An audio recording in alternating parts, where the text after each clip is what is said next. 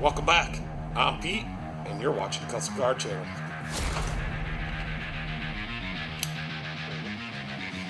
But we're going to work on a Bobcat today, and it's going to be awesome.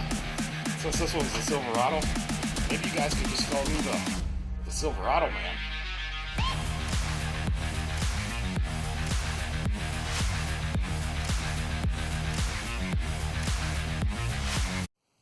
Hey guys, I got a nice one for you today.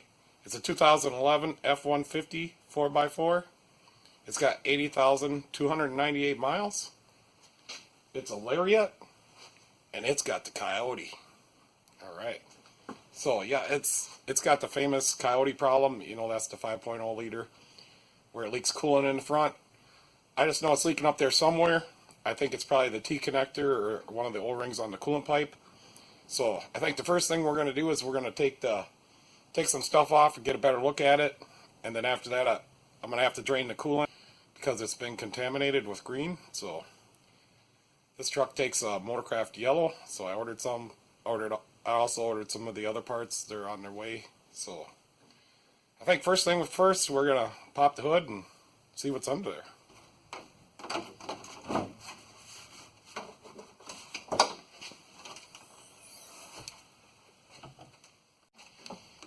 Alright, so I think first things first, I'm gonna get rid of this air duct so I can actually see down there where the T-connector is and the thermostat and all that.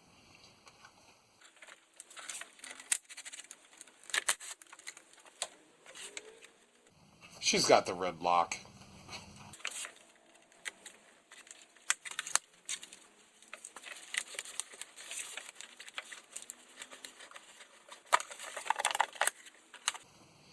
Air filter's good.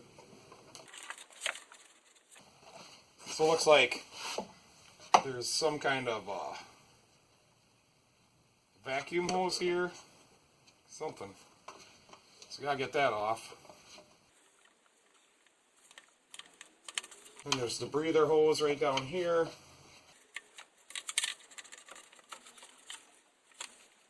Let's take that off the valve cover. So there we go. I'll go get the mirror.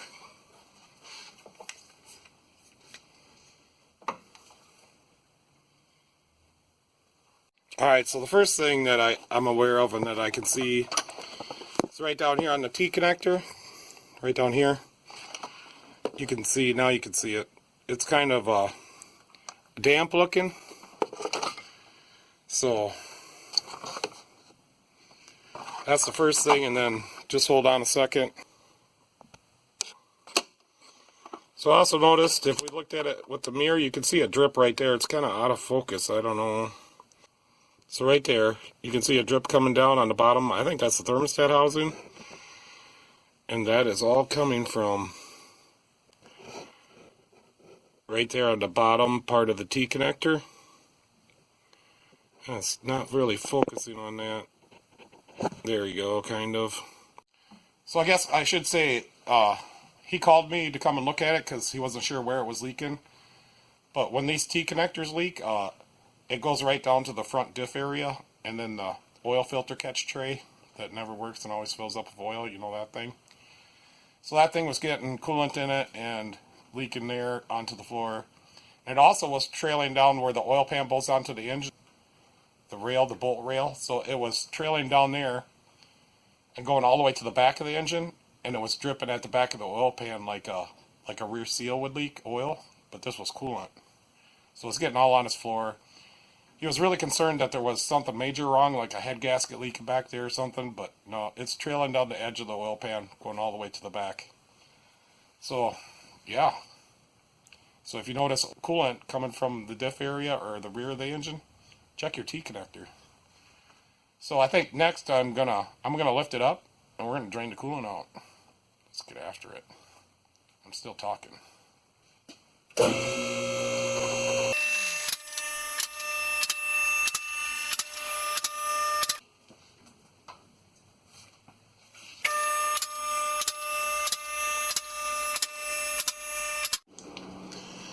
Alright guys, I just thought I'd show you this also. This is where he is saying it was leaking from. Is you can see the drops right here. a little too much light for you. And then right there on the diff is all wet. And then it was running down where the oil pan bolt's on. You can see it's all wet up there. And it's running right down here, back in here. See? So that's all trailing down from this T connector. Just thought I'd show you. And then, yeah, we can see the T connector now up there a little bit better. She's pretty wet. And then over there, I got a hose on there right now. And then I'm going to get ready to get this antifreeze out of here. I don't see a block drain on this engine, but that's probably not the best. That means I'll have to flush it out. Alright, I'm going to go ahead and see if I can get that loose. I did use a little channel locks on it to break it loose. And I can't get my fingers on it very well. So I guess I'm going to have to use the channel locks again. I just got one of these little ones.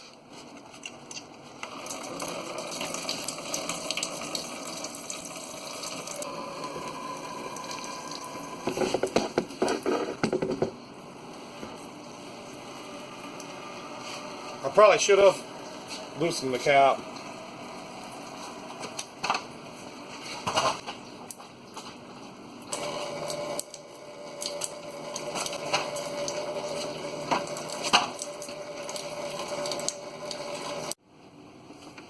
Alright guys, so far I've only been able to drain out 1.5 gallons out of the radiator drain, so I'm going to have to get more out to do some coolant flushing, but I figure we'll get started on getting this off of here.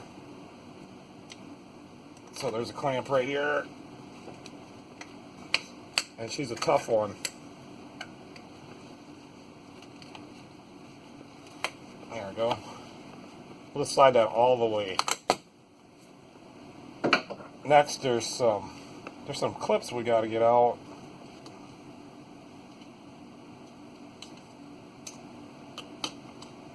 Having just a little bit of trouble with this clip is because I can't see the backside, so maybe, I don't know, maybe the best thing would be just to pull it all the way off here.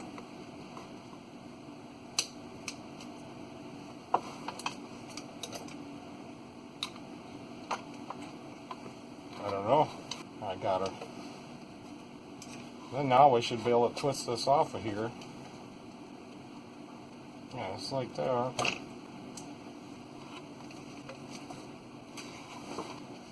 Now there's another one of those same clips down here.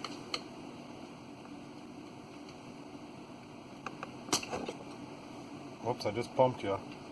Alright, I got the one end loose.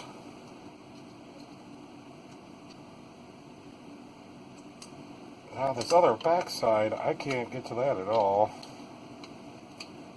But I got it. And this clip, I'm gonna take this clip right off. If I can. So right there, they're just little clips. So now this thing should be free. I'm gonna go get a big channel locks and a hose pick.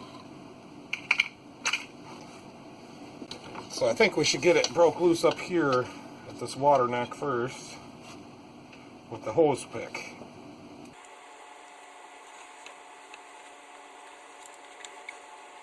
So you just want to work your hose pick all the way around, get it in there, don't poke it.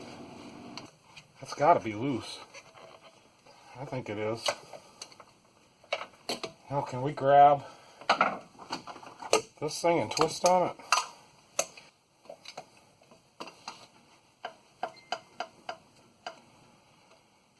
I wonder, it looks like we're going to have to take the throttle body off.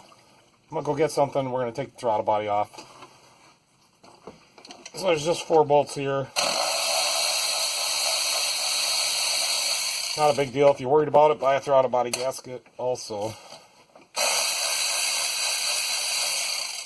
Looks like there's some dirt there. Alright guys, I went and got the blower. There's a little dirt up here.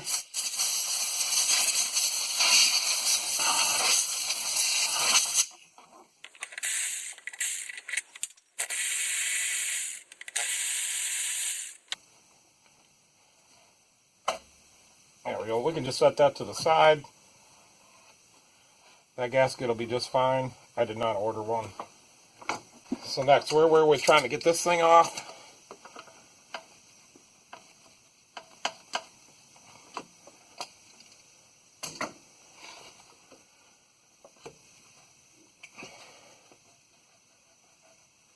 So it's just that easy.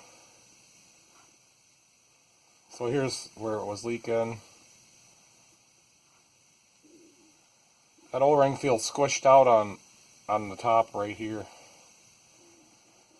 We better get some Scotch-Brite. We're going to clean that up.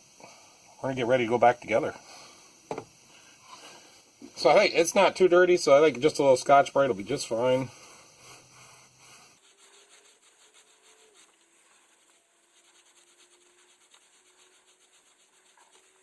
Looks real nice, and our water neck is just fine.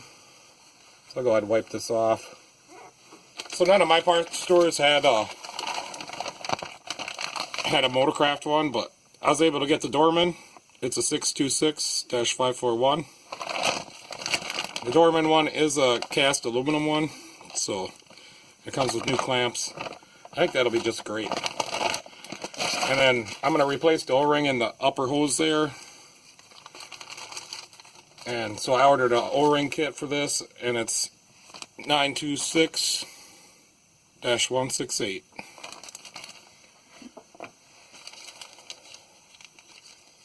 So it looks like there's 3 O-rings in this kit.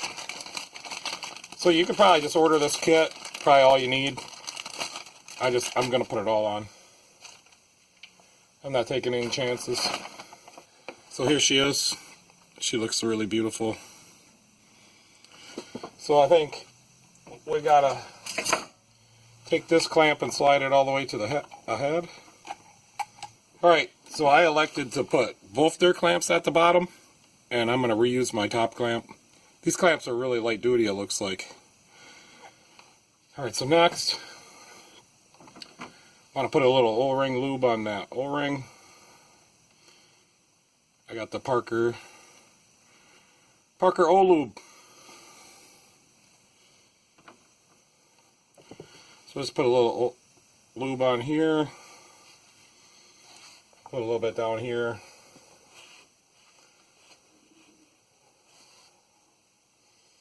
And this has it has a clip in there already.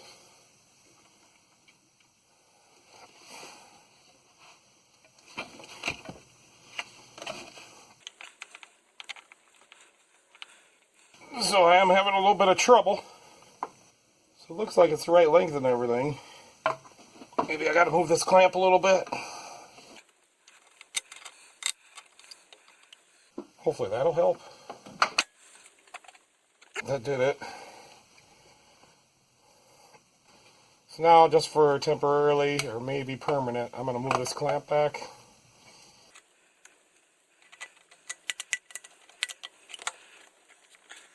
I think I figured out what's going on. We need to move these 2 clamps so they face the same way.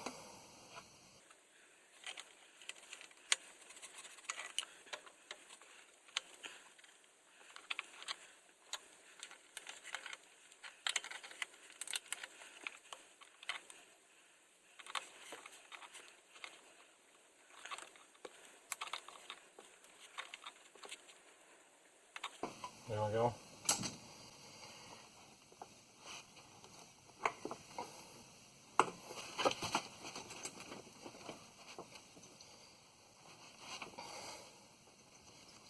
Alright, I heard a clamp on. It feels like it's positioned pretty good.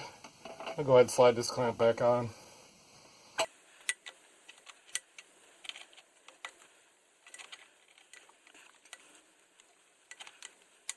Furnace is going to turn on.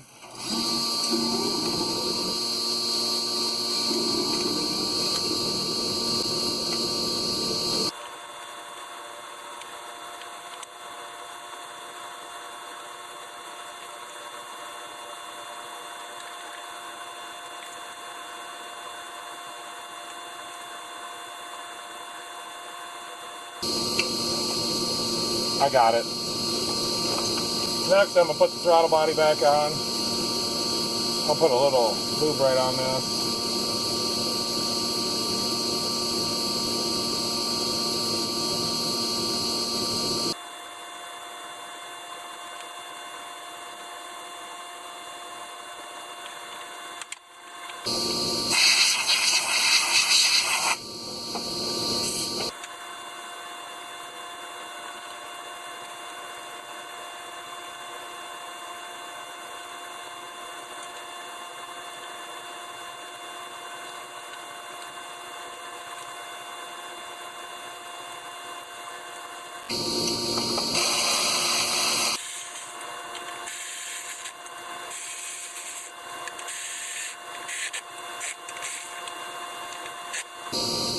Next what I'm going to do is I'm going to get this O-ring out of here. So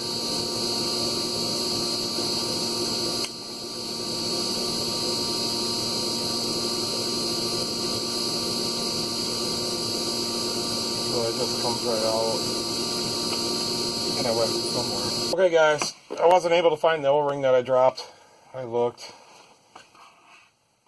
So there's two O-rings in the package that are the same. And the other one is too small. So it's one of these O-rings, the bigger ones. So we'll put that in there.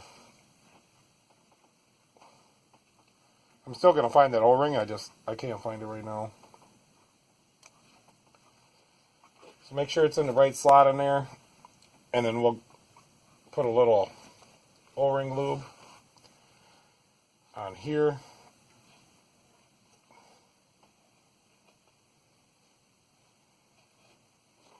Like so. And then we'll go ahead and just slide this on. If your clamp is hanging down, push it back into its position and then push it on.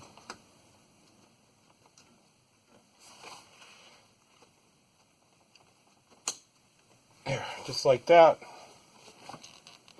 We're all clamped in, we're all hose clamped. We're ready to put the ductwork back on.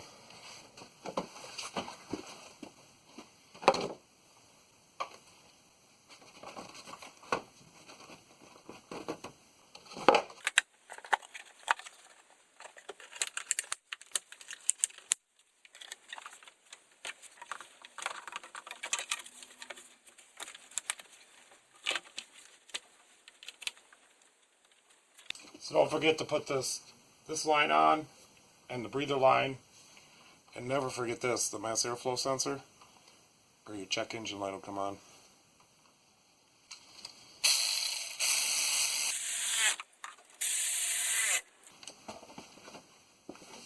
So I think now we got to start to, I gotta flush out some coolant. I only got 1.5 gallons out of the radiator, and that's not enough.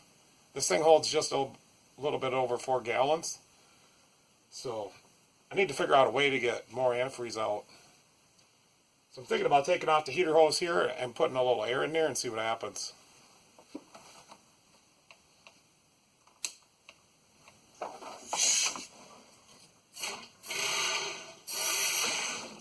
I think if we put let's try a cap on here and then blow this way.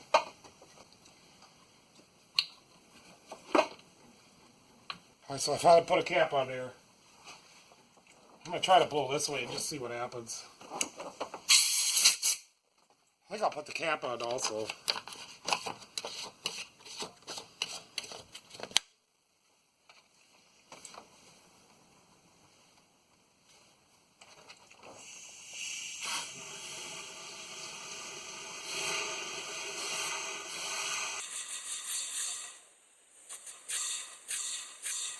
That's not working.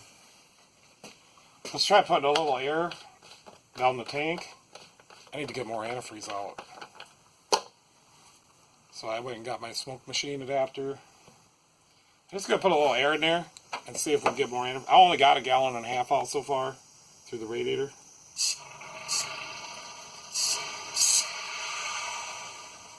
That's not working either.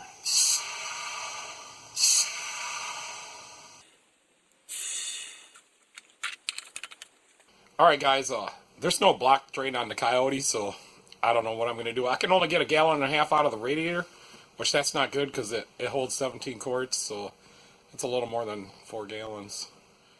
So I guess I'm just going to fill it up with tap water for now, and I'm going to flush that in there, drain it out. I'll do that until it comes out to be pretty clear tap water. And then I'll do the same thing. Instead of using tap water, I'll use the Motorcraft Gold in the concentrate, and I'll just keep putting that in it until I get it to the right freeze temp. So I'm not going to put that on video. I'm just going to do it. It's going to take a while. So I'll get back to you on the final one where we can do the bleeding procedure, or however we're going to bleed it. I'm probably not going to use the procedure because I know how to do it, and I'll show you. Alright, so give me a few minutes. Alright guys, I just spent the last 4 hours flushing water through this thing. It wasn't pretty. So I would, it was a little low, that's why I only got out a gallon and a half. I get almost 2 gallons out now when I do it. It's a pain to get it bled out. I got to run it for a while. Anyways, I just started out by flushing water through it for the first 3 times, and then after that it was starting to clear up pretty good. So then the last 2 times I used distilled water, because I know there's about 2 gallons, just about maybe a little bit over 2 gallons left in. So I know I have to get 2 gallons or more of pure coolant in it.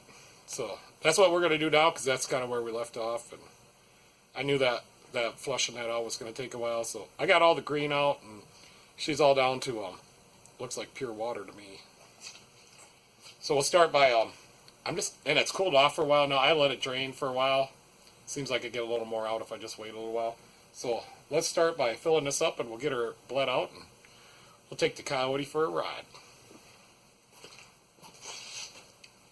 So I don't know if I told you guys, but this truck takes Motorcraft yellow. I don't know why, but it just does.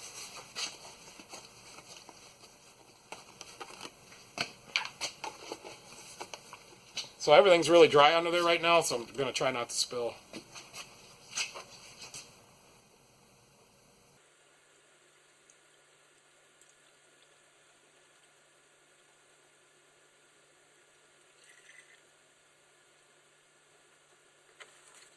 There's one. Maybe I'll move you guys over here.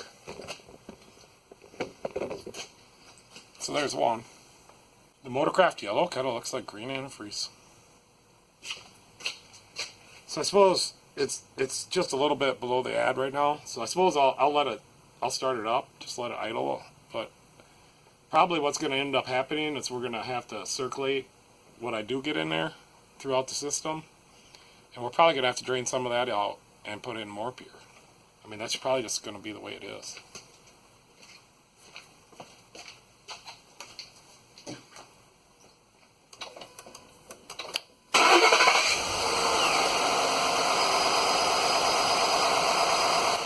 I did put my thermocouple in the vent, and I got it on because when it is bled out, the heater is very hot. Like, it's over 180.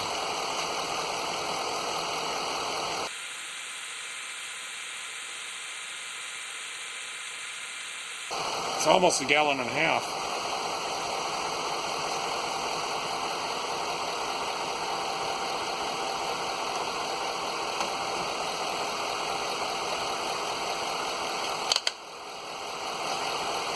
I'm just going to go in there and rev it up. It seems like if you rev it up to 1500, it makes the air bubbles come out.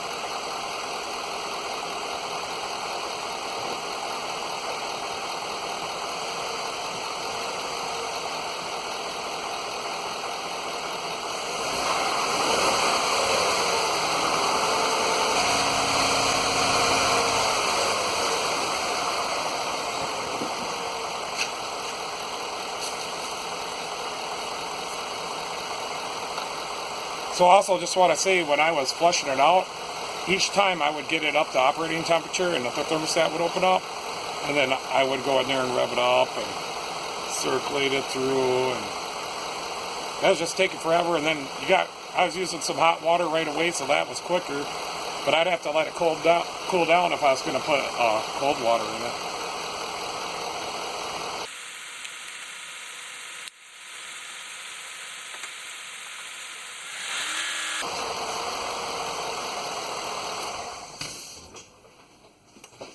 So it does take a while to work the air out of this thing.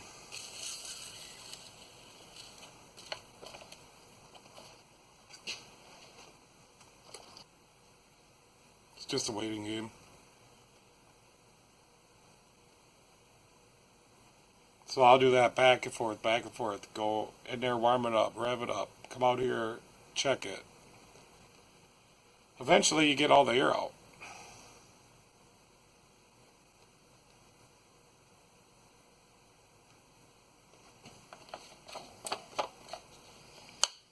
At the beginning, I was leaving the cap off, and if I would shut it off with air in there, she'd just gush right out.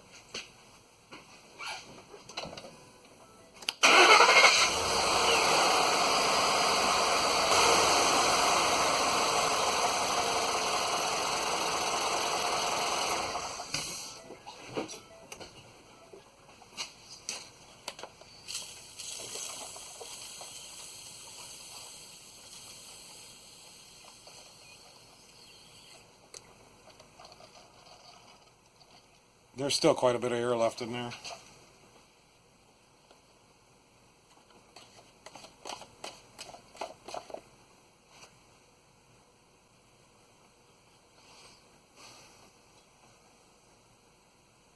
I'm gonna go try to start it up right now.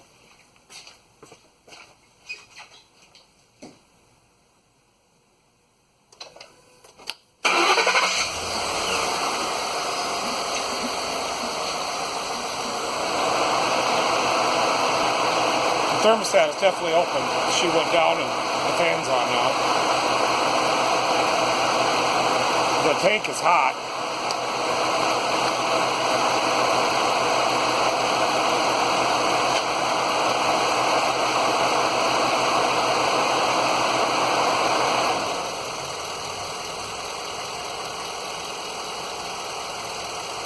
There's still air in it. The heater's not maintaining. It's at 105.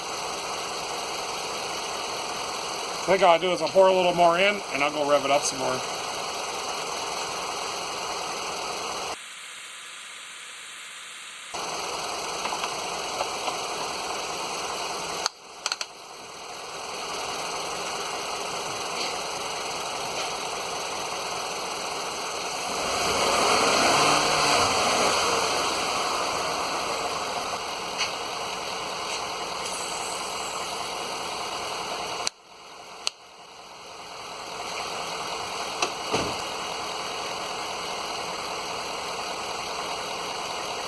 Yeah, there's still more air.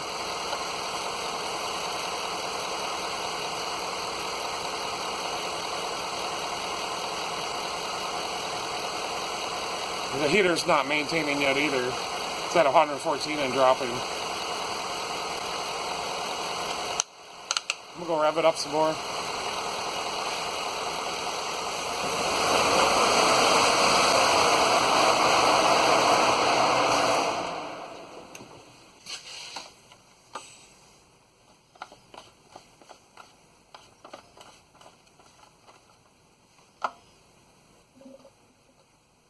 There was some air. I got about 1.75 gallons of new in. I know I'm going to have to drain some out and put more in. Let's start her up again.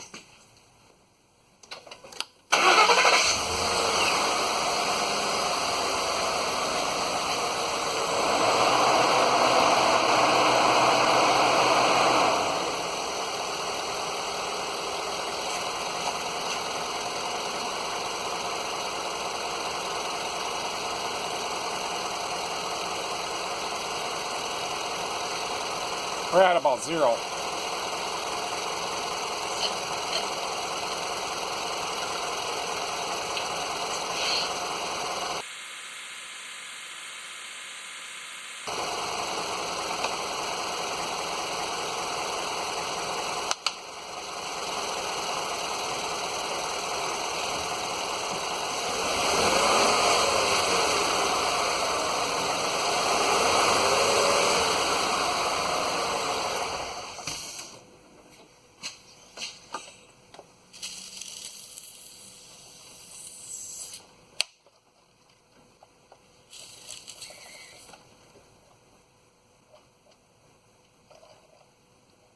There's still more air.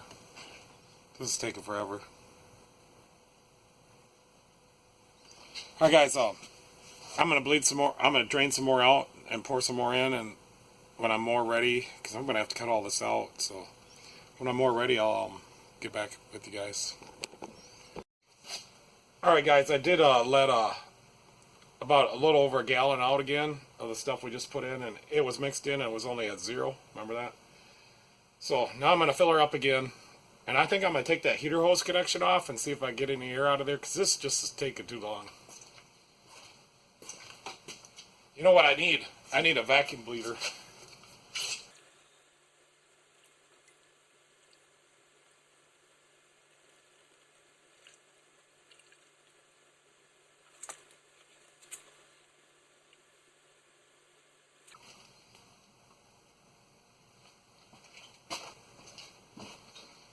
Right now I'm going to pull the heater hose connection.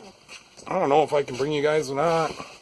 So I'm going to pull that same one I had off there before, and it's kind of a pain. So it appears to be antifreeze just coming out of there. Yeah, there's just straight antifreeze coming out of there. So I guess we're just going to keep doing what we're doing, and then we're probably going to take it for a drive and then recheck everything again. I need to pour a little water on that antifreeze I spilled.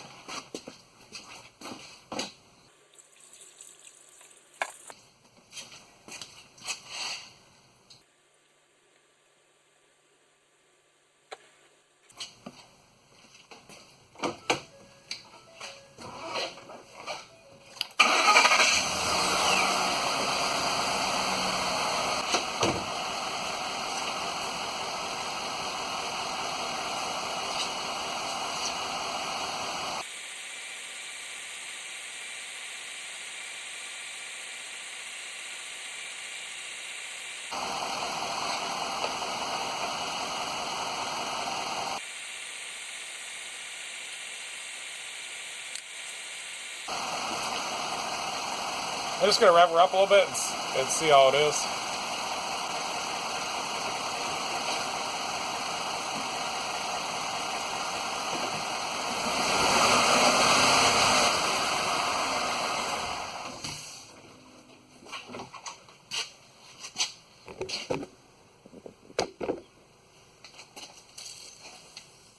I think there's still some air in it, but I'm not for sure.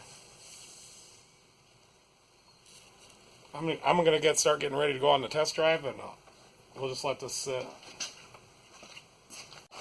Alright guys, she don't appear to be taking any more antifreeze. I think we're going to go on a test drive, and then we'll bring it back in and check the level and the freeze point.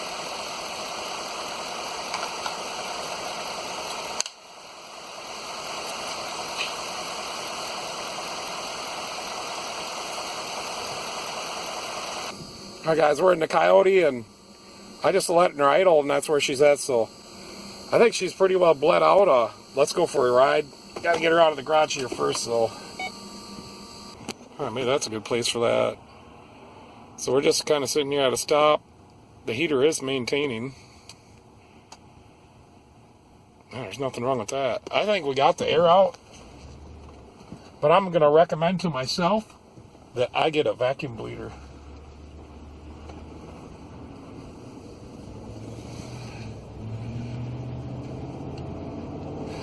Now I might be able to see everything. Alright, so yeah, the heater's got good heat. It maintains when we come to a stop and idle. I mean, we lost a couple degrees, but that's not a big deal. Our temperature gauge is staying right in the middle, and I think that's pretty normal. So I might shut you guys off here. We'll go back, and I'll turn you back on when I get her back in and we double check everything. Alright guys, I just pulled her in from our test drive, and I popped the hood. I haven't even opened it yet, so we can do it together.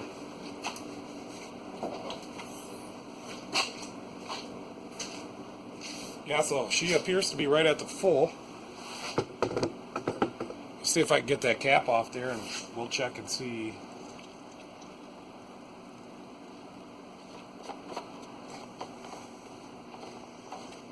Yep, she's right at the hot full.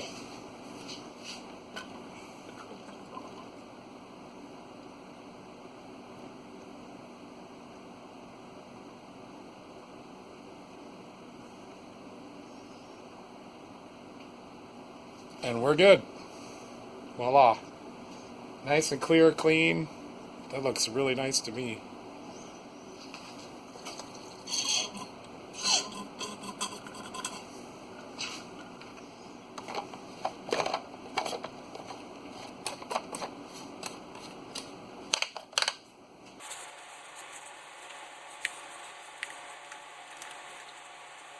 And I have verified that nothing is leaking. I actually did that before. It's really hard to see with the intake duct on, but I looked up from underneath and you can see it really good from under there. And there's nothing leaking, so we got her nailed. Alright guys, so there you have it. If your Coyote engine is leaking antifreeze and it's coming down by the diff or the back of the oil pan, well, just check that T connector and watch this video. Yes, there's nothing to replacing that T connector. That's really easy. Anybody can do that. And anybody can bleed this out. It just takes some patience. And mine was a different circumstance. It had regular green antifreeze, conventional antifreeze mixed in with this one. So we elected to change it out for what it's supposed to have, and that's what we did. That's why it took me so long.